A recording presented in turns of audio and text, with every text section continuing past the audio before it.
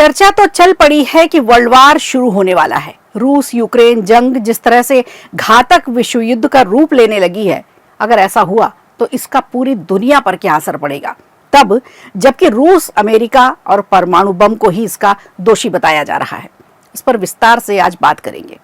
वहीं दूसरी तरफ बिहार चुनाव में रणनीतिकार कह रहे हैं कि चिराग पासवान की नजर अब नीतीश कुमार की गद्दी पर है। आखिर ऐसा क्या बोल गए चिराग पासवान जिससे मिलने लगे ऐसे साफ संकेत, बताएंगे आपको। और अब दिल्ली के बाटला हाउस में तगड़ा बुलडोजर एक्शन होने जा रहा है। आखिर सुप्रीम कोर्ट ने बुलडोजर एक्शन के खिलाफ दायर याचिकाओं को क्यों खारिज किया, एक नजर इस पर भी आज के शो पर। नमस्कार, खबर प्रधान शो देख रहे हैं आप और मैं हूं संगीता श्रीवास्तव।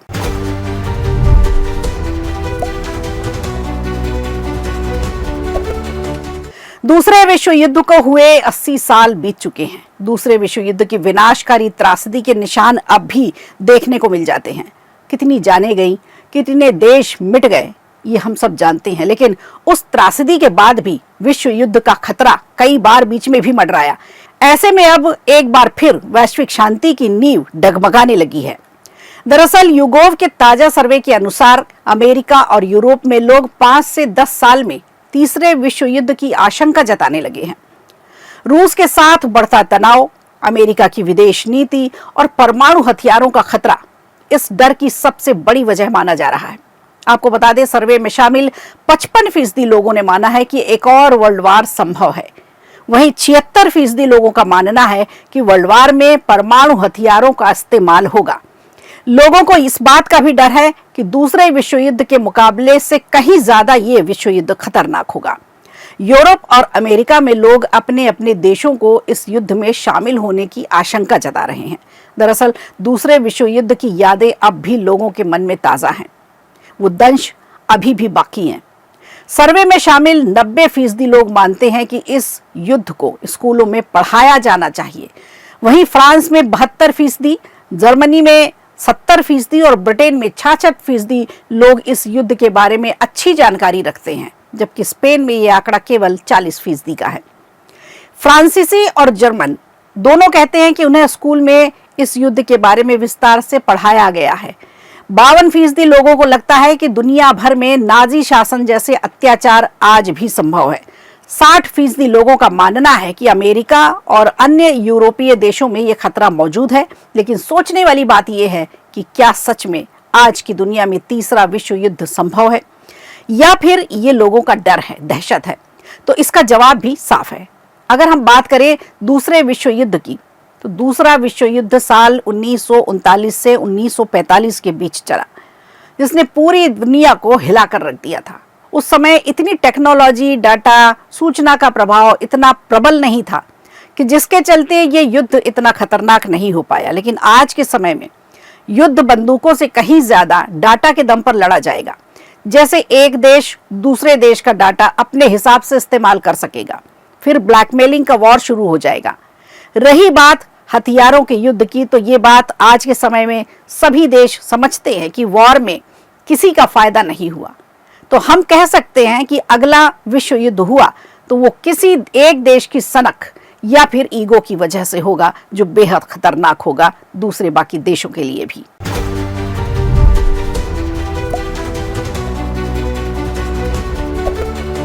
और इधर बिहार विधानसभा चुनाव इस बार कई मायनों में खास होने वाला है। जहां एक तरफ भाजपा अपना पूरा समीकरण सेट करके बैठी है, तो वहीं दूसरी तरफ नीतीश कुमार का कुर्सी प्रेम गद्दी छोड़ने की इजाजत नहीं दे रहा। लेकिन इस चुनाव में जो बात खास है वो है चिराग पासवान। इस समय चिराग भाजपा के वो चिराग बने हुए हैं जो नीतीश कुमार के रिटायरमेंट का सही रिप्लेसमेंट बन सकते हैं। अगर भाजपा इस फेस को अच्छी तरह से भुना पाती है तो बिहार में भी भाजपा का वनवास खत्म हो सकता है। खैर, पहले तो चिराग पासवान के नाम पर कयास लगाए जा रहे थे, लेकिन अब तो साफ संकेत मिलने लगे हैं कि चिराग पासवान विधानसभा चुनाव लड़ सकते हैं।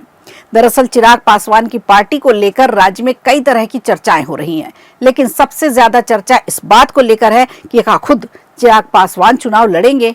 कहा तो ये तक जा रहा है कि चिराग पासवान आगामी विधानसभा चुनाव में जनरल सीट से चुनाव लड़ सकते हैं। आपको बता दें, सोमवार को जब चिराग पासवान दिल्ली में दिखाई दिए तो मीडिया कर्मियों ने उन्हें घेर लिया और सबसे पहले उनसे बिहार विधानसभा चुनाव लड़ने से संबंधित ही सवाल पूछा। चिराग पासवान ने इस सवाल का जवाब देते हुए कहा कि मैं पहले ही कह चुका हूं कि पार्टी की जो राय होगी मैं उसका पालन करूंगा। फिलहाल चर्चा होना अभी बाकी है। इसके अलावा जब उनसे यह सवाल किया गया कि क्या वो जनरल सीट से चुनाव लड़ेंगे, तो चिराग पासवान ने जवाब दिया कि ये प्रस्ताव आया है पार्टी की तरफ से। देखिए, मैं पहले ही कह चुका हूँ कि पार्टी की जो राय होगी उसको मैं जरूर उसका मैं पालन करूंगा, बट फिलहाल अभी इस पे और चर्चा होनी बाकी है। लेकिन आपने यह भी कहा है सर कि हम चुनाव जनरल सीट से लड़ेंगे। आपकी पार्टी ने यह भी फैसला किया है कि आप जनरल सीट से चुनाव लड़ेंगे। ये प्रस्ताव आया है पार्टी की तरफ से। और जब दोपहर में चिराग पासवान रायपुर पहुंचे तो उन्होंने मीडिया से फिर बातचीत की और उन्होंने तब कहा कि मैं बहुत लंबे समय तक अपने आप को केंद्र की राजनीति में नहीं देखता हूं। मेरा राजनीति में आने का कारण ही बिहार और बिहारी लोग हैं। ऐसे में मेरी इच्छा है कि मैं जिस सोच के साथ राजनीति में आया हूं, मेरा अपना एक विजन है, बिहारी फर्स्ट, बिहारी फर्स्ट। ये चिराग पासवान पहले भी कहते रहे हैं और आज भी उसी बात पर हैं। मेरा राजनीति में आने का कारण ही बिहार और बिहारी रहे हैं। ऐसे में मेरी इच्छा है कि मैं जिस सोच के साथ राजनीति में आया हूं, मेरा एक अपना विजन भी है, बिहार फर्स्ट, बिहारी फर्स्ट। ऐसे में मैं चाहता हूं कि मेरा राज्य बिहार विकसित राज्यों की श्रेणी में बराबरी पर आकर खड़ा हो। जो तीसरी बार का सांसद बनने के बाद मुझे एहसास हो रहा है कि दिल्ली में रह के शायद नहीं संभव होगा।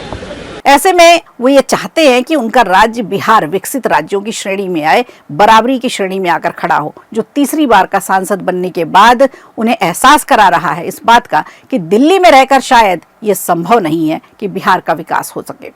ऐसे में ये इच्छा उन्होंने जताई है, पार्टी के समक्ष अपनी बात रखी है कि वो जल्द ही बिहार वापस आना चाहते हैं।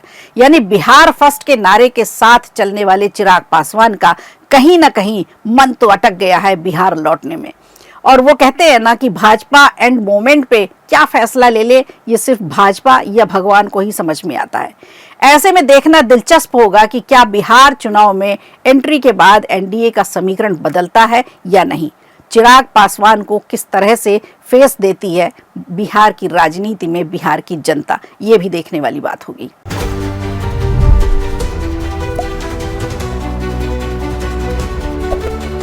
इधर राजधानी दिल्ली में बीते कुछ महीनों से बुलडोजर लगातार गरज रहा है। ऐसे में एक बड़ी अपडेट यह है कि बाटला हाउस में बुलडोजर एक्शन के खिलाफ दायर याचिका सोमवार को सुप्रीम कोर्ट ने खारिज कर दी। सुप्रीम कोर्ट ने बुलडोजर कार्रवाई पर रोक लगाने से साफ इनकार कर दिया है। जस्टिस संजय करोल ने कहा है कि हमने मामला पढ़ लिया है, फिलहाल हम कोई आदेश जारी नहीं करेंगे, मामला छुट्टियों के बाद सुना जाएगा।